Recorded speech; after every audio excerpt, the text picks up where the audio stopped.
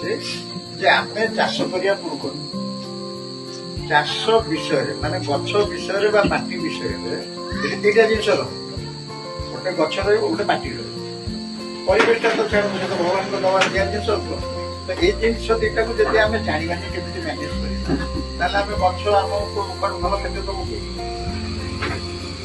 ବର୍ତ୍ତମାନ ଆସିଲା ଯେତେବେଳେ ଆମର ସାର ସବୁ ମାର୍କେଟରେ ପଶିଗଲା, ସେତେବେଳେ ଆସିବେ ଆପଣଙ୍କ ପାଖକୁ, ଦିନ ବେଳା ଆସିବେ, ବୁଲିବାଲିକି ଯିବେ, ପଚାରିବେ କଣ ଭାଇ ଚାଲିଛି ସବୁ ଠିକଠାକ, ଆମ ଜମି ଚାଲ ଯିବା ଦେଖିବା, ସବୁ ଦେଖିବେ ଗଛ ସେତେଟା ଭଲ ହେଇନଥିବ, ଦେଖା ଦେଖି କରିବେ।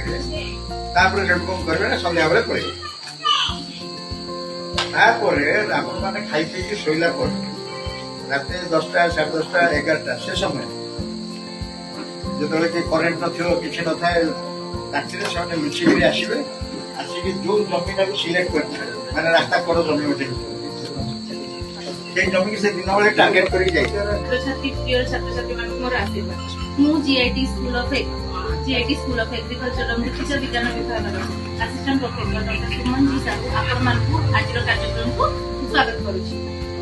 ଆପଣମାନେ ତ ସମସ୍ତେ ଚାଷ କରୁଛନ୍ତି। ଆଜିର ବିଷୟବସ୍ତୁ ହଉଛି ପ୍ରାକୃତିକ ଉପାୟରେ କେମିତି ଚାଷ କରିବେ। ଆପଣମାନେ କଣ କଣ ଚାଷ କରୁଛନ୍ତି? କପା, ଧାନ, ମକା, ପନିପରିବା ସବୁ ଚାଷ କରୁଛନ୍ତି। ମାନେ ପୂର୍ବପୁରୁଷ ଅମଳରୁ ବି ଚାଷ କରୁଛନ୍ତି। ବହୁତ ମାନେ ଆପଣଙ୍କ ମାନେ ବାପା ଜେଜେବାପା ସେଇ ଅମଳରୁ ବି ଚାଷ ଚାଲିଛି।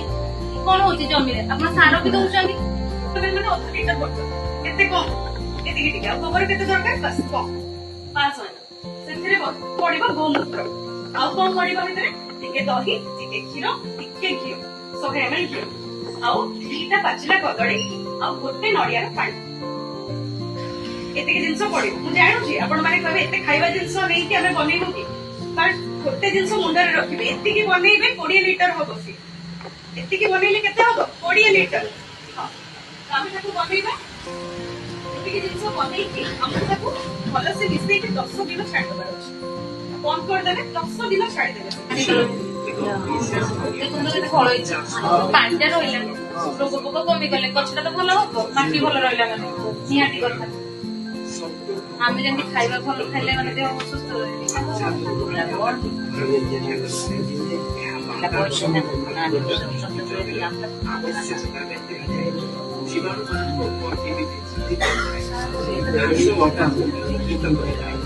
କେତେ ଜିଆ କେମିତି ପଡୁଛନ୍ତି, ମାଟିଟା ଫୁଲରେ ଜିଆ ଦେଖାନ୍ତି।